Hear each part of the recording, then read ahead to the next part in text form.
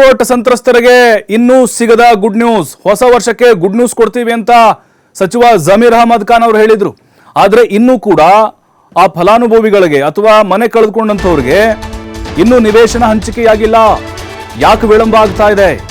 ನಿನ್ನೆ ಸಿಎಂ ಸಭೆಯಲ್ಲಿಯೂ ಕೂಡ ಯಾವುದೇ ಅಂತಿಮ ನಿರ್ಧಾರಕ್ಕೆ ಬರೋಕ್ಕಾಗಿಲ್ಲ. ಯಾಕಂದ್ರೆ ವಿಪಕ್ಷಗಳು ಟೀಕೆ ಮಾಡ್ತಿದ್ದಾವೆ, ರಾಜಕೀಯವಾಗಿ ಇದನ್ನೇ ಬಳಸ್ಕೊಳ್ತಾ ಇದ್ದಾವೆ. ಬಹಳ ಪ್ರತಿರೋಧ ವ್ಯಕ್ತವಾಗ್ತಿದೆ ಜನಸಾಮಾನ್ಯರಲ್ಲೂ ಕೂಡ.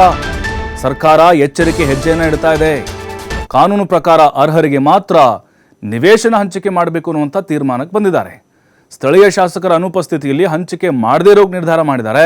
ಯಾಕಂದರೆ ಬ್ಯಾಟರಾಯನಪುರ ವ್ಯಾಪ್ತಿಗೆ ಬರುತ್ತೆ. ಕೃಷ್ಣ ಬೈರೇಗೌಡರು ಶಾಸಕರಿದ್ದಾರೆ, ಅವರೀಗ ವಿದೇಶದಲ್ಲಿದ್ದಾರೆ. ಅವರು ಬಂದ ಮೇಲೆ ಅವರ ಮುಖಂಡತ್ವದಲ್ಲಿ ಅದು ಎಲ್ಲ ವ್ಯವಸ್ಥೆಗಳನ್ನು ಮಾಡಲಿಕ್ಕೆ ಸರ್ಕಾರ ಈಗ ನಿರ್ಧಾರವನ್ನು ಮಾಡಿದೆ. ಇನ್ನೂ ದಾಖಲೆ ಪರಿಶೀಲನೆ ನಡೀತಾ ಇದೆ. ಯಾಕೆಂದರೆ ಮನೆ ಕಳ್ಕೊಂಡವ್ರ ಸಂಖ್ಯೆ ನೋಡಿದರೆ 167, 168. ಆದರೆ ಅರ್ಜಿಗಳು ಬಂದಿರೋದು 250 ಬಂದಿದೆ. ಒಂದೊಂದು ಮನೆಯಲ್ಲಿ ಇಬ್ಬಿಬ್ಬರು 3 ಜನ ಅರ್ಜಿ ಹಾಕಿದಾರಂತೆ, ನಮಗೂ ಕೊಡಿ ಅಂಥೇಳಿ. ಇದೇ ಈಗ ಬಹಳ ಆಕ್ರೋಶಕ್ಕೆ ಕಾರಣ ಆಗಿರೋದು.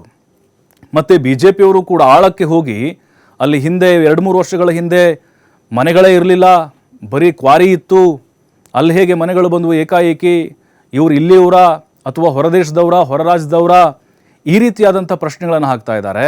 ಮತ್ತು ಬೇರೆ ಬೇರೆ ಪ್ರಕರಣಗಳಲ್ಲಿ ಅಂದರೆ ಈ ಒತ್ತುವರಿ ತೆರವು ಆದಂಥ ಸಂದರ್ಭದಲ್ಲಿ